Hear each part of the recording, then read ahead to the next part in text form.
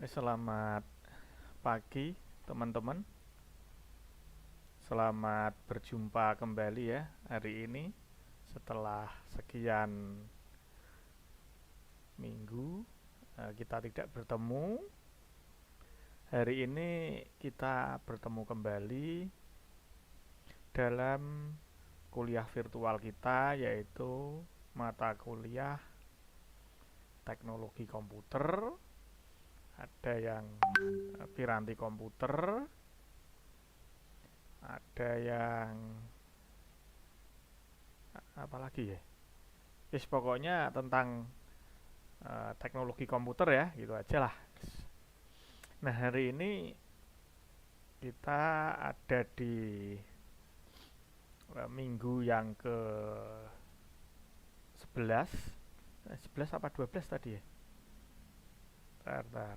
Nah, pertemuan yang ada di minggu yang ke-12. Untuk pertemuan yang ke-12 ini materi kita cukup simpel, yaitu tentang media penyimpanan sekunder. Jadi kita coba melihat, mengkaji atau diskusi lah tepatnya ya. Kalau melihat mengkaji kok sepertinya kok terlalu keren gitu ya. Seakan-akan kok dosennya kok hebat gitu ya. Padahal kan dosennya itu biasa-biasa saja. Bahkan skill, kemampuan atau kemampuan ya itu yang dimiliki oleh dosennya tidak jauh berbeda dengan mahasiswa. Ya, jadi di sini konsep kita tetap saya sampaikan seperti kemarin-kemarin, bahwa kita di sini adalah belajar bersama. Jadi nanti ini perkuliahan tidak terlalu lama karena ya memang kondisinya seperti ini. Teman-teman nanti juga harus mengikuti perkuliahan di virtual atau di tempat lain. Jadi ya saya ya simple, singkat, padat. Semoga bisa jelas. Kalau ada pertanyaan yang kurang jelas, mungkin bisa disampaikan melalui kolom komentar yang ada di live chat ya. Dan saya ingatkan sekali lagi bahwa presensi absen dari teman-teman itu yang sah dan legal hanya melalui sistem yang disediakan di siakat.stekom.ac.id. Makanya nanti presensi di sana. Dan presensi dari teman-teman itu dikasih kesempatan sampai jam 23.59. Sehingga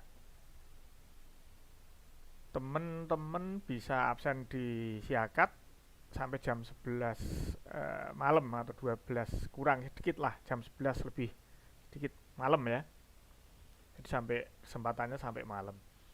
Dan sekali lagi saya mohon maaf untuk perkuliahan yang hari Selasa ini karena berbenturan dengan aktivitas lain yang sama pentingnya ya, tapi saya usahakan tetap memberikan materi sehingga materi dari teman-teman tidak sampai ketinggalan.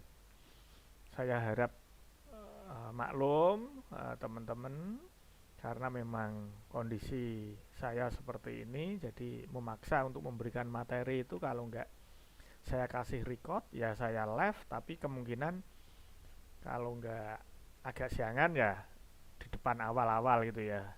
Tapi enggak terlalu ngefek karena teman-teman bisa mengakses dan melihat ulang hasil record dari kuliah virtual hari ini ya. Nah, videonya sampai dilihat sampai kapan? Sampai kapanpun bisa. Jadi untuk melihat record dari video saya hari ini bisa dilakukan kapanpun dan dimanapun. Tapi untuk presensi atau absen melalui siakat, teman-teman hanya dikasih kesempatan sampai jam 11 lebih sedikit malam hari gitu ya, untuk melihat videonya kapanpun dan dimanapun. tapi untuk presensinya hanya dibatasi sampai jam 23:59 kalau tidak salah itu ya. Nah, itu memang sistemnya, settingan dari sistemnya seperti itu. Jadi sekali lagi saya mohon maaf karena memang apalagi kondisi kita kuliah virtual seperti ini ya, seringkali berbenturan dengan aktivitas-aktivitas yang lain yang mungkin lebih penting atau mungkin memaksa kondisinya seperti itu. Oke, kita lanjutkan ke materinya, yaitu tentang media penyimpanan sekunder. Hari ini yang kita angkat topik pembahasannya adalah tentang hard disk. Dimana hard disk ini merupakan piranti ya, atau alat untuk menyimpan data ya.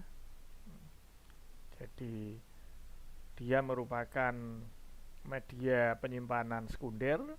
Lu kok bisa sekunder Pak? Iya, karena primernya itu adalah memori atau memori primer itu RAM dan ROM itu ya, biasanya seperti itu. Kalau memori sekunder itu biasanya hard disk dan teman-temannya ya. Terus kemudian data yang teman-teman punyai akan tersimpan pada media tersebut, sehingga data ini bisa kita panggil ulang, bisa kita lihat kembali pada lain kesempatan. Ini tentang hard disk.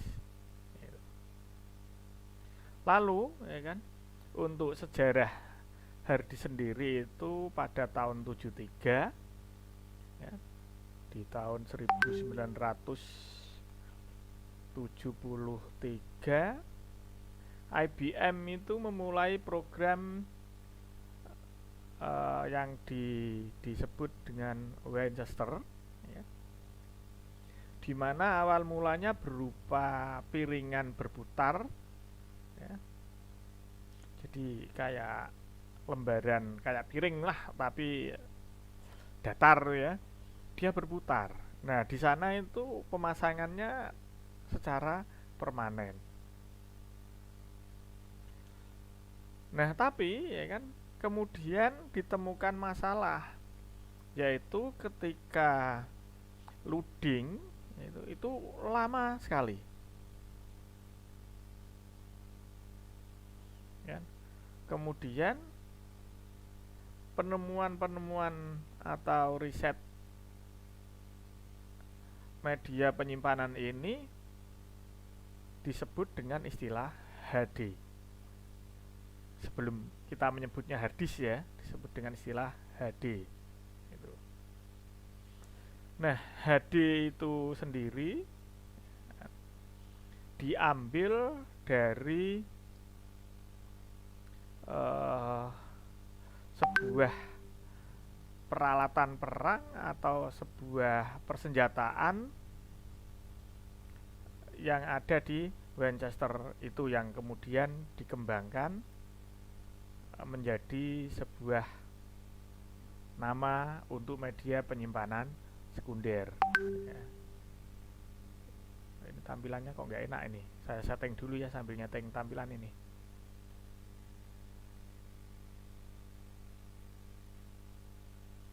Ini karena settingan dari PowerPoint-nya ini nggak enak. Sudah gini aja, yang penting bisa dinikmati. Terus kemudian ya kan, untuk fungsi dari hard disk itu yang pertama adalah untuk menyimpan ya, jadi dia merupakan ruang simpanan utama dulu ya. Jadi media penyimpanan sekunder, tapi untuk menyimpan yang utama itu di hard disk. Nanti kan yang tidak utama itu bisa di flash disk, bisa di hard disk eksternal ya. Ini yang kita maksud di internal dulu. Jadi dia merupakan media untuk menyimpan yang pertama ya, utama dulu disimpan di sana. Jadi di hard disk nanti, hard disk itu bisa dipecah-pecah ya. dari model partisi ya, partisi dulu ya. Kalau partisi itu kan kita biasanya menyimpan hard disk dalam bentuk partisi. Yang partisi C katakanlah untuk sistem, D untuk data, E untuk film, D untuk musik-musik dan lagu, A B C D E F G H I J sampai berapa lah itulah. Itu nanti tergantung dari kebutuhan masing-masing individu. Ini kalau sistem model partisi. Ada lagi model penyimpanannya itu selain partisi dengan menggunakan folder. Biasanya kalau di Windows itu klik kanan lalu create new folder. Nah, begitu kita rename nama new foldernya tadi, biasanya kita sesuaikan topik atau namanya, fungsi dan kegunaannya. Misalkan folder film, berarti isinya tentang film semua. Tapi jangan untuk nyimpan film yang bertriple X ya. Nanti kalau nyimpennya film yang bertriple X bahaya ini ya kan. Dibuka adik-adik kita, nah itu nanti filmnya X semua kan, malah kacau nanti. Terus kemudian folder kuliah katakanlah, ini tentang informasi kuliah, kita buat lagi folder apa lah. Di dalam folder tadi itu kita bisa buat lagi folder baru, jadi subfolder namanya. Nah, biasanya rantai dari folder awal sampai dengan target tujuan itu disebut dengan istilah directory. Jadi kalau di sistem operasi lain selain Windows itu nyebutnya directory. Tapi kalau di Windows menyebutnya folder. Tapi antara folder dan directory itu bisa dikatakan sama gitu ya, nggak ada berbeda. Semoga ini suara saya bisa terdengar nyaring ya, atau jelas, karena ruangannya ini agak tertutup ini, jadi mungkin ada gema atau ada pantulannya sedikit, jadi saya mohon maaf ini.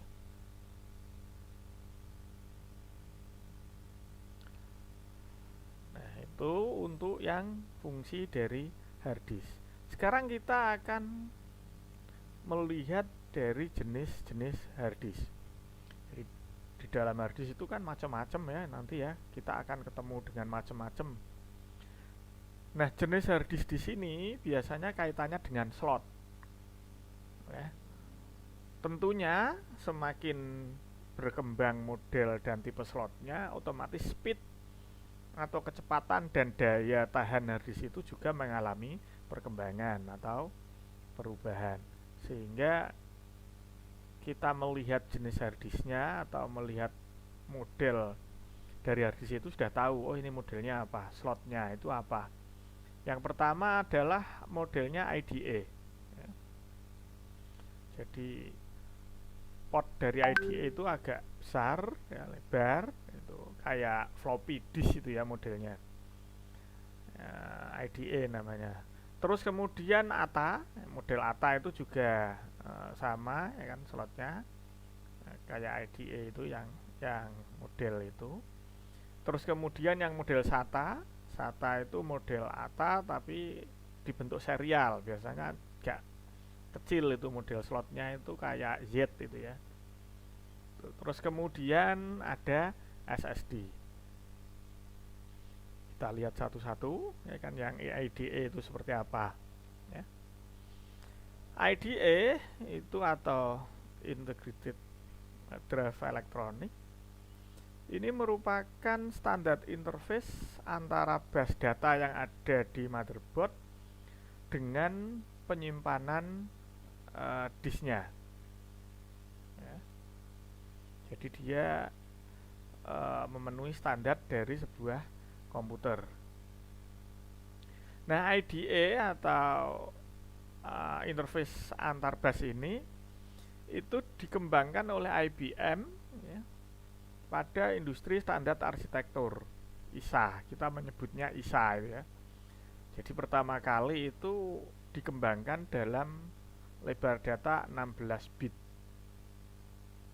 ISA itu agak panjang, itu ISA itu nanti yo ada yang lebih pendek lah, tapi nanti slotnya itu biasanya ada tulisannya. Jadi kalau teman-teman mau lihat nanti bot itu bisa, atau yang punya komputer ya, silahkan casingnya dilepas, nggak rusak, saya jamin nggak rusak ya kan. Komputer itu kalau hanya dilepas dimasukkan nggak akan rusak. Biasanya rusak itu nanti di harddisknya kalau sering terbentur atau sering keguncang itu. Tapi beda lagi nanti penggunaannya kalau menggunakan yang model terkini atau SSD, itu beda. Jadi interface dari IDE ini adalah device untuk storage yang dapat terintegrasi ya, jadi nanti bisa terhubung ke CD-ROM, bisa terhubung ke floppy, bisa terhubung ke apalah itu media penyimpanan yang lain. Terus kemudian ATA ya kan. Jadi model ATA itu kalau teman-teman punya kabel yang model apa, harddisk jadul, itu disebut ATA. Nah, karena modelnya tipe pinnya itu nanti jumlahnya ada banyak itu ya. Nanti di sana bisa dilihat. Tipe ATA ini dibuat dan distandarkan itu tahun 1986 ya, dengan menggunakan 16 bit paralel ya. Nah, kemudian dikembangkan yang terakhir kali ATA ini adalah ATA seri 7 yang dikenal pada tahun 2001 itu ya. Itu mengenalnya dengan T13 ya. Ini kecepatan data transfer dari ATA 7 ini atau T13 ini mencapai 133 MB per detiknya. Jadi sudah lumayan cepat ya kan. Bahkan sebagian loh ya, komputer-komputer saat ini masih ada beberapa yang menggunakan tipe ATA. Kemudian karena dari sisi kecepatan dan kapasitas itu kurang memungkinkan, maka dikembangkanlah tipe SATA. SATA ini menggunakan 15 pin ya, dengan 250 megavolt. Oh, mili kok mega. 250 milivolt.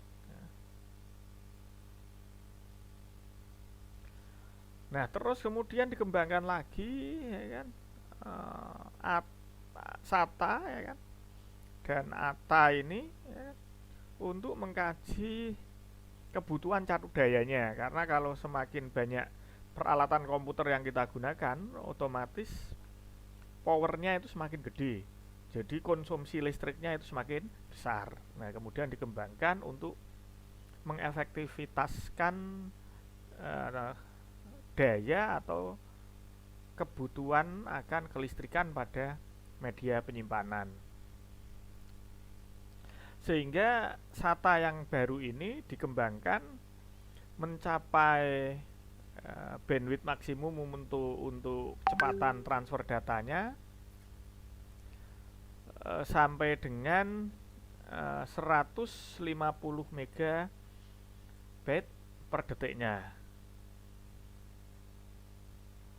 Nah, ada satu keuntungan ketika kita menggunakan harddisk model SATA, yaitu hot swap-nya.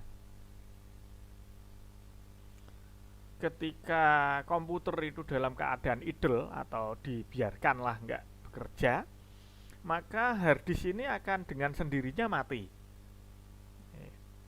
Tapi nanti ketika komputer itu mulai diakses lagi, maka dengan sendirinya harddisk itu akan nyala. Nah, ini kemampuan yang dimiliki oleh SATA model terbaru ya, yang disebut hot swap. Jadi dia bisa mati sendiri, nyala sendiri ketika diakses loh ya. Yang matinya di sini bukan lantas mati penuh komputernya mati, enggak, tanpa harus mematikan komputer kita. Nanti harddisk dengan sendirinya dia akan posisi mati, ya kan? Ini keuntungan dengan kita menggunakan model SATA. Terus kemungkinan harddisk yang sekarang berkembang itu sudah mulai menggeser dari kegunaan atau fungsi dari SATA tadi. Karena apa? Karena mobilitas kita itu tinggi. Kita sering berpindah-pindah dari satu tempat ke tempat yang lain. Apalagi yang menggunakan laptop, ya kan, mobile. Komputer aja kadang digotong-gotong, ya kan, dari satu ruangan ke ruangan yang lain, dari satu tempat digeser kemana, itu kan mempengaruhi dari goncangan-goncangan yang ada di harddisk. Nah, sedangkan harddisk sendiri itu bekerja dengan pita magnetik berupa piringan, jadi kemungkinan akan bergoyang-goyang sehingga akan membuat harddisk itu cepat rusak. Nah, solusinya adalah sekarang menggunakan SSD, solid state disk, ya. Dengan menggunakan SSD ini, sistem model penyimpanannya sudah menggunakan chip, sehingga mau digoyang-goyang, mau diguncang-guncang, kecuali dibanting, ya, atau dibanting. Itu bahasa lainnya apa itu yang lebih keren itu, dibanting itu, ya pokoknya dibanting, nah itu ya. Itu kalau cuman dibawa mobile secara normal, itu SSD ini aman, nggak akan terpengaruh, kecuali memang kondisinya secara kurun waktu sudah rusak, itu ya, itu berarti pemakaian, itu berarti, ya kan, karena pemakaian itu.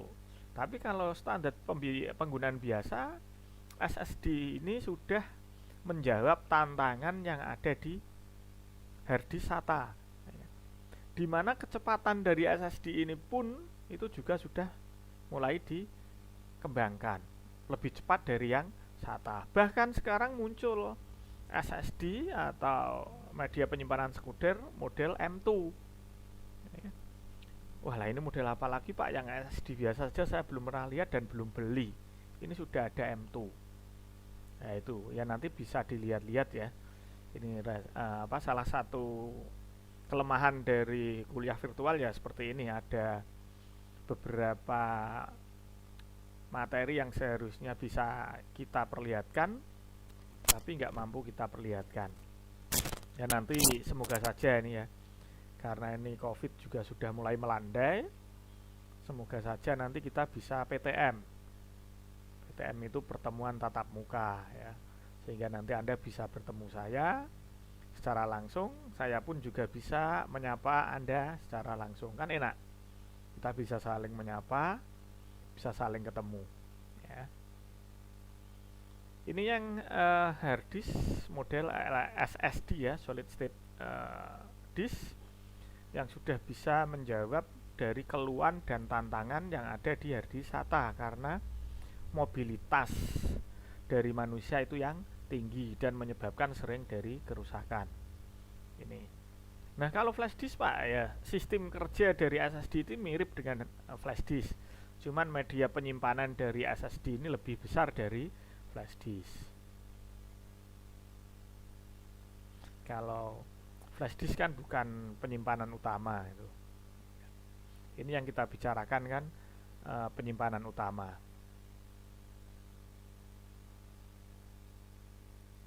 Lalu kita akan melihat bagian-bagian dari harddisk itu sendiri. Nanti kita mengenal adanya istilah platter ya di harddisk itu. Jadi dia bentuknya itu kayak plat gitu ya, kayak lempengan itu ya, tapi modelnya piringan, bulat. Ini fungsinya platter ini untuk menyimpan data. Jadi si platter ini, data-data yang masuk ke dalam media penyimpanan itu akan disimpan di sana. Kemudian spandel ya, spandel ini tempat untuk meletakkan platter itu ya, porosnya ini nanti, atau tengahnya ini porosnya ini ya, porosnya untuk menempatkan platter ini ya, porosnya itu disebut spandel. Terus kemudian ada headnya ya, head. Jadi headnya ini adalah piranti atau alat yang berfungsi untuk membaca data. Jadi nanti platter itu ada kayak jarum itu ya, ada kayak jarum yang menempel ya. Ilustrasinya seperti itu ya, karena sistem kerjanya piringan itu seperti itu, walaupun nanti bukan jarum itu ya, nanti modelnya model magnetik gitu ya. Nah kayak jarum itu yang menempel di plater tadi. Nah yang model kayak jarum ini nah yang disebut dengan istilah head ya. Jadi ketika nanti membaca data itu dia akan berputar di dalam plater, kemudian dari head inilah nanti bisa membaca sebuah data. Terus kemudian ada logic board ya, logic board itu kayak mainboardnya itu ya. Jadi mainboardnya hard disk ya. Jadi nanti komponen-komponen yang ada di hard disk itu dihubungkan ke logic board ini, termasuk untuk menghubungkan ke catu daya juga ini nanti di magic board atau logic board ini. Terus kita mengenal adanya actual axis ya. Ini yang menjadi pegangan ya, yang menjadi pegangannya head itu ya, itu namanya poros axis. Jadi kalau porosnya plater tadi itu disebut spindle, tapi spindle itu ya bisa Anda lihat, spindle itu yang menjadi porosnya plater. Tapi kalau actual axis itu yang menjadi porosnya atau pegangannya dari head yang ada di hard disk. Terus ribbon cable ya, ini adalah penghubung antara head dan logic board. Jadi kabel yang menghubungkannya model pipih itu ya, model pipih ini disebut ribbon cable. Terus kemudian ini ribbon cable, jangan terlalu cepat lah ini ya. Ribbon cable, terus kita ke IDE konektornya. Ini yang menghubungkan antara hard disk dengan motherboard. Jadi agar mendapat jalur ketika nanti hard disk ini diakses untuk baik itu untuk mengirim data maupun menerima dan menyimpan data. Setting jumper itu biasanya ada di tengah ujung, salah satu ujung dari hard disk itu. Nanti mau dibuat master atau dia nanti mau dibuat slave. Master itu biasanya kalau hard disknya lebih dari satu, master itu yang menjadi hard disk utama. Baru nanti kemudian slave ini yang menjadi hard disk keduanya. Jadi ini setting jumpernya di sana. Wah, harus dipindah itu setting jumpernya. Kalau nggak dipindah gimana? Ya nggak bisa. Dua-duanya master ya nggak bisa. Dua-duanya slave ya nggak bisa. Yang satu harus master, yang satu harus slave. Kecuali pakainya satu hard disk. Di setting master saja ya dia bisa membaca, di setting slave saja juga dia bisa membaca, atau mungkin di setting automatic dia juga bisa membaca. Ini kalau artinya satu. Terus lalu power connector, ini yang menghubungkan konektor yang menghubungkan ke power supply. Jadi kebutuhan listrik dari hard disk itu disuplai dari power konektor ini yang menghubungkan ke power supply atau catu daya. Untuk catu daya hard disk itu nanti bisa menggunakan tegangan 12 volt ya. Jadi dia itu untuk menggerakkan mekanik di hard disk itu membutuhkan tegangan 12 volt. Jadi piringan itu bisa berputar, head itu bisa membaca, itu karena dia diberi tegangan sebesar 12 volt. Sedangkan untuk yang tegangan 5 volt itu digunakan untuk mensuplai pada logic board. Yang fungsi utama dari logic board ini adalah menerima dan mengirim data. Ya, jadi tugasnya itu yang mengirim dan yang menerima itu, yang jaga pintu itu logic board.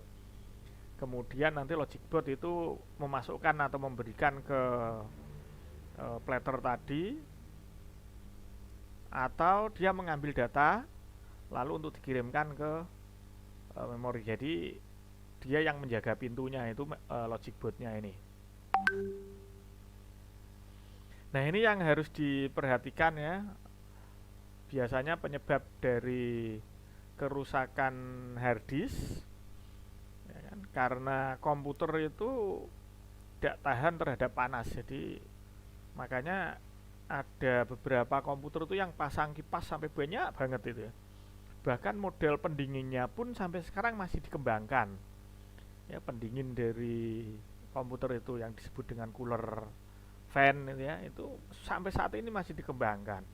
Karena apa? Musuh utamanya itu panas. Kalau panas kan memuai. Nah, kalau sering terjadi itu kan memuai, nanti lama-lama rusak.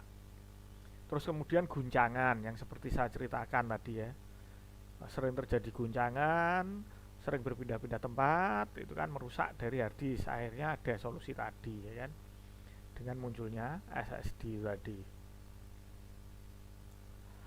Terus kemudian komponen dari harddisk itu rusak ya secara fisik. Magic boardnya ada yang konsleting ya kan, dan lain-lain. Mungkin ada beberapa kabelnya yang patah ya kan. Ini namanya komponen harddisk ya, bisa dicek nanti rusaknya di mana ya. Shock atau kejutan, jadi yang kagetan dan yang shock itu tidak hanya manusia, harddisk pun bisa shock dan dia bisa terkejut.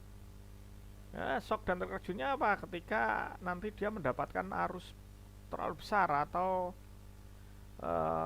dia dipindahkan dalam kondisi masih bekerja itu ya, itu nanti dia bisa shock ya.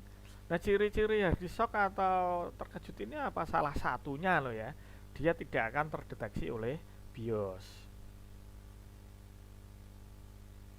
ya, itu. Terus gejalanya sekarang ya, gejala ketika harddisk itu rusak ini yang harus kita perhatikan ya. Nanti kalau kita ketemu dengan hal-hal ini, bisa saja harddisk kita itu rusak. Yang satu, kesulitan membaca data. Ketika data diklik itu berputar-putar terus, yaitu dia kesulitan itu. Terus kemudian harddisk itu bisa diformat tetapi tidak dapat dibaca ya. Ketika kita masuk itu ya kan, suruh format harddisk, kita ikut format, bisa diformat tetapi dia tidak bisa dibaca. Ini salah satu gejala. Terus tidak ada respon atau not responding. Biasanya kita sekali-kali itu kan komputer kita hang, terus kemudian muncul not responding. Terjadi bad sector lah, ini yang paling sering ini, bad sector. Ini musuh dari sebuah sistem ini ya kan. Jadi bad sector ini yang paling kasus sering terjadi. Saya tidak ditemukannya suara mendenging ya, ning itu ya, itu kan dia berputar itu di situ. Kalau SSD ya agak ada getarannya itu, atau gimana itu ya. Terus kemudian platternya rusak ya, platter piringannya tadi rusak ya. Jadi kalau kita lihat platternya rusak ya sudah ya, berarti sudah itu merupakan kerusakan harddisk. Headnya rusak itu juga gejala kerusakan itu. Sekarang kita melihat kelebihan dari penggunaan harddisk. Dia kapasitasnya besar ya kan, ada yang 1 tera, 2 tera itu ya. Terus pembacaannya juga cepat, apalagi kalau kita memakai SSD ya, itu lebih cepat. Relatif tahan lama ya. Tahan lama ini harddisk. Terus penyimpanannya, storage-nya, lokasinya juga cukup besar. Terus yang terakhir adalah fleksibel dibanding dengan tidak memakai harddisk. Tapi ada satu kekurangan, apalagi yang SSD ini ya, harganya cukup mahal. Kalau yang harddisk model lama itu rawan terjadi bad sector.